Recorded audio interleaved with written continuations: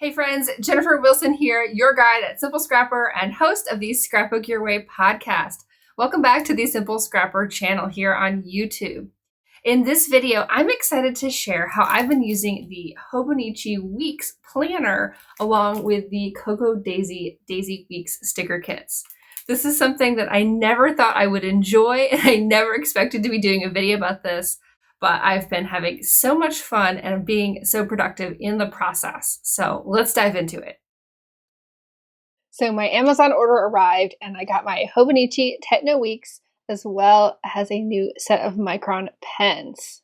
The Hobonichi came with a cute little cartoon, but I can't read it, but that's okay.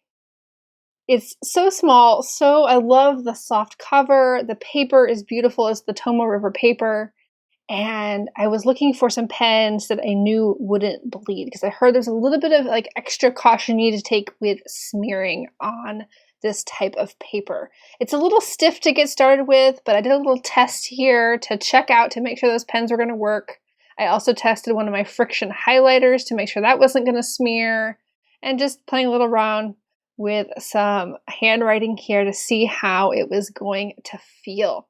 It includes months in the front, and we'll see the weekly section here in a minute. And then there's these little bookmarks.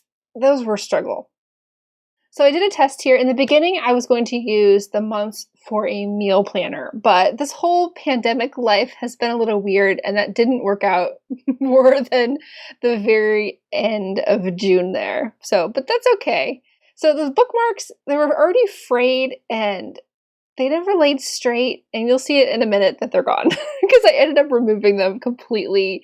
I was just so annoyed. So I'm jumping in here to my first week. I didn't have the sticker kit yet, so I'm just adding in all of my appointments on the left-hand side and then my tasks on the right. This is what I love about this format of planner is I am very week-oriented. I am not day-oriented at all. Yes, I want to know when I have specific appointments, but for the most part, I'm looking at here's my list of things that I need to get done this week. And that's just both a personal preference and I think how my work life has become set up that I have a lot of flexibility in when I get things done.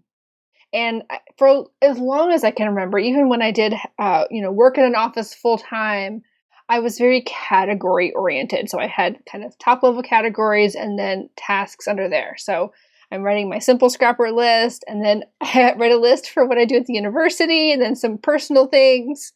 And I always try to include at least one memory keeping that's personal to me on my list as well. Sometimes that I put it on the Simple Scrapper list, and sometimes I put it somewhere else.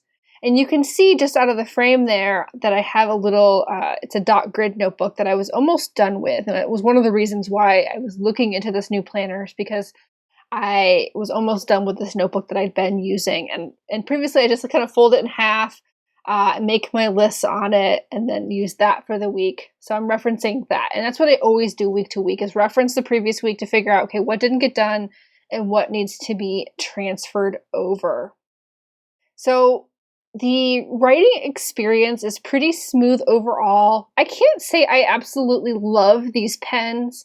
I'd read some of the comments that the nibs kind of wear down pretty quickly, and I would say that's pretty accurate. I'm not sure I would continue to use these, but I did buy a full pack, and I'll use them up. It is a good size. This is the O2 size for the Hobonichi, and if I have to say I had one complaint, it's that I have to write a little bit smaller than my natural handwriting here.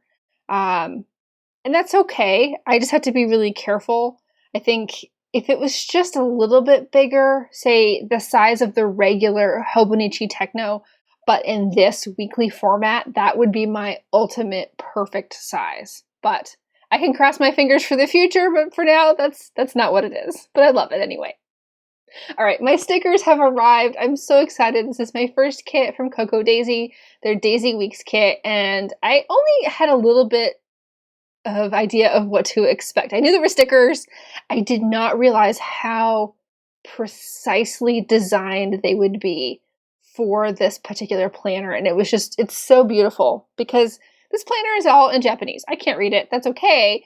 But every single item in the month and the week is covered up by a sticker. So here I have, the week headings, Monday through Sunday, through this, I've kind of moved more towards a Monday start. I even changed my Outlook calendar to be a Monday start, and I'm fine with that. And that tends to be how I've always thought about weeks anyway. To me, the weekend is kind of the wrap-up time, and then I want to start fresh on Monday. To me, it's never really made sense to start fresh on Sunday.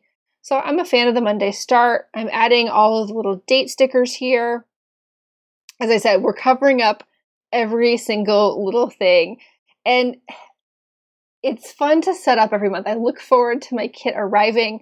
I have now received 3 kits, and I think the 4th one actually came in the mail today.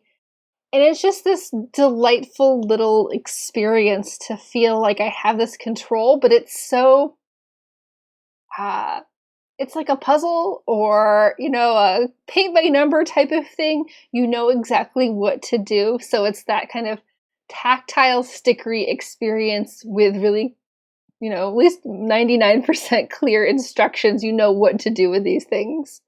And it's pretty self-explanatory when you get the kit, where the pieces go. Now, I will say, when I first signed up for this month, the month stickers were included kind of as a test run with the Daisy Week subscription. Now they are 2 separate subscriptions. And I'm getting both because I love the months, and you'll see it a little bit later what I've started to do with the month section. So here we have the whole June cover up here. This was a really nice African Serengeti type of, animal print theme. And I would say that's one of my favorite things, because I've bought a lot of stickery type things over the years and not had a lot of success because there's a little bit of redundancy and it gets kind of stale and boring. But as scrapbookers and memory keepers and crafters, we like things to be fresh. And so I like how the themes are different every single month. So you can see here, I totally messed up that sticker, and I was able to pull it up pretty quickly. The stickers do adhere pretty quickly, and you can get a little bit of layer tearing here, so you need to be careful. But for the most part, I've kind of learned to both embrace a little bit of imperfection and just go with the flow. And also, you can always add more stickers to cover it up. I've certainly done some layering type things here.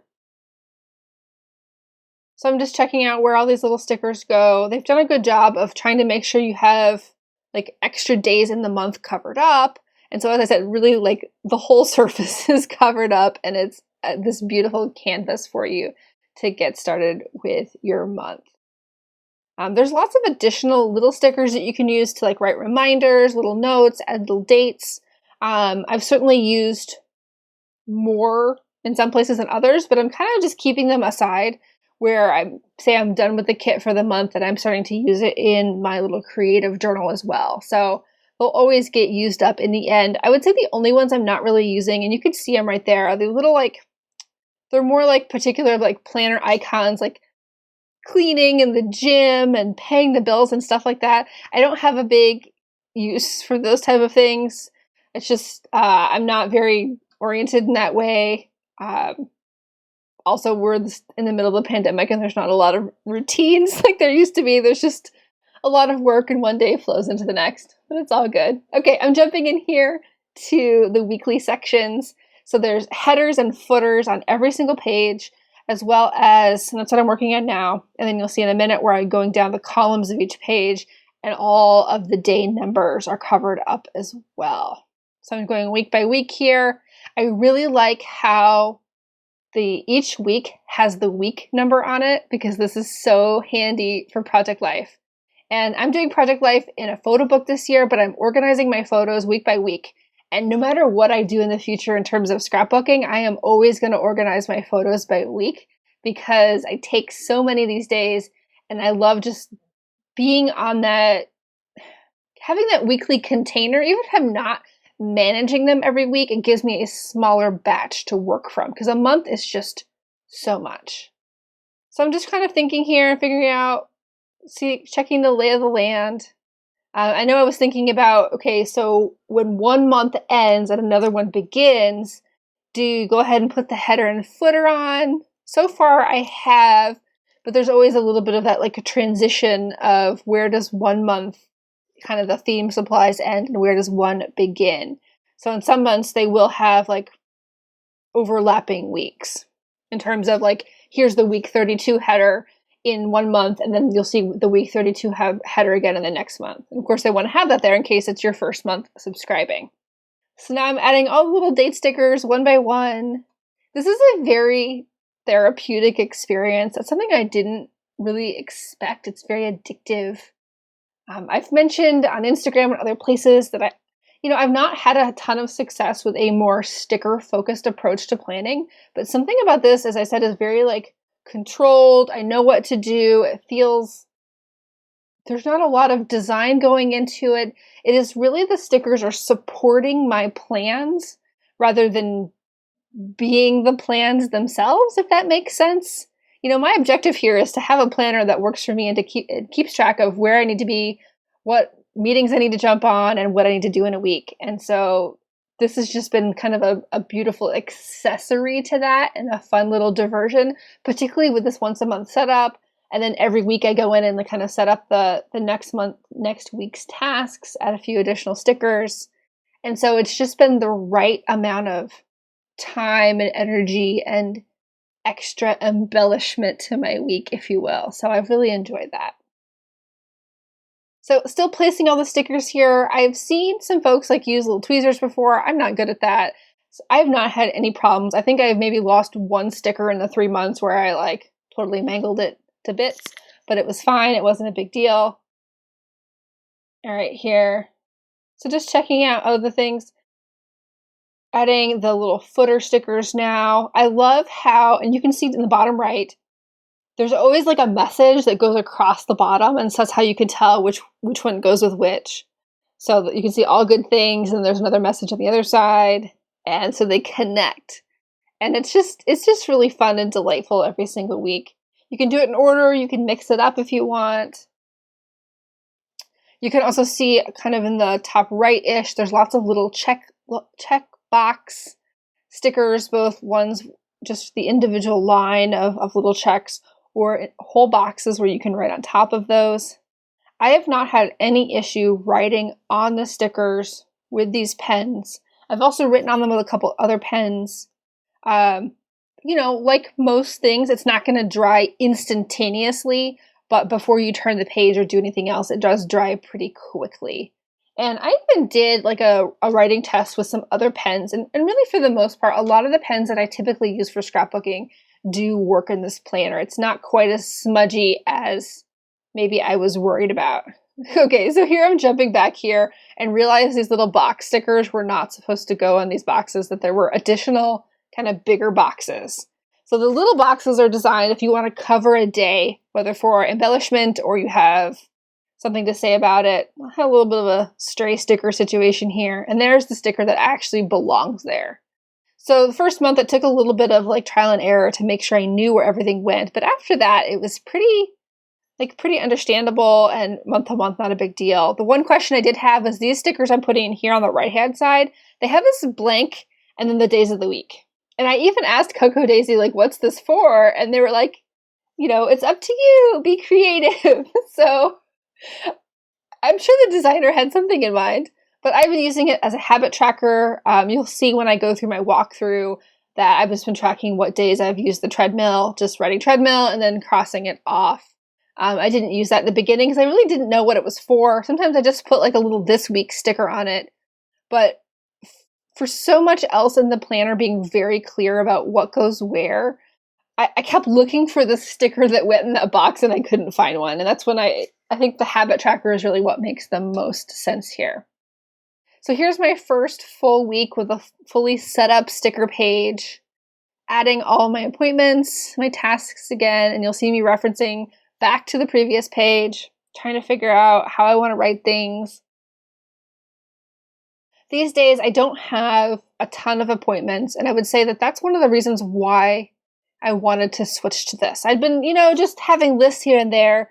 Previously, I would say in February and before, all the way back to I would say mid last year, I was using a large size weekly Panda planner, and it really worked for me.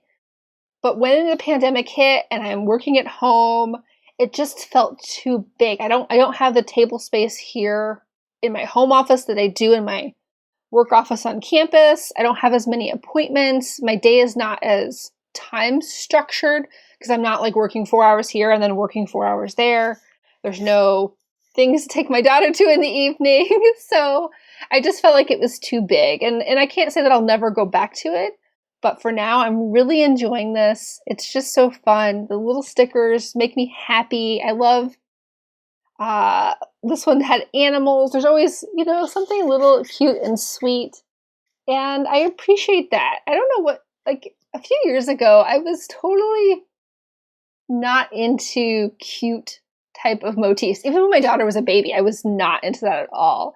But I think the older I get, the more that I can appreciate just, fun, delightful things and just go with it and have fun. And I think that's something that I need right now personally as we're going through this time.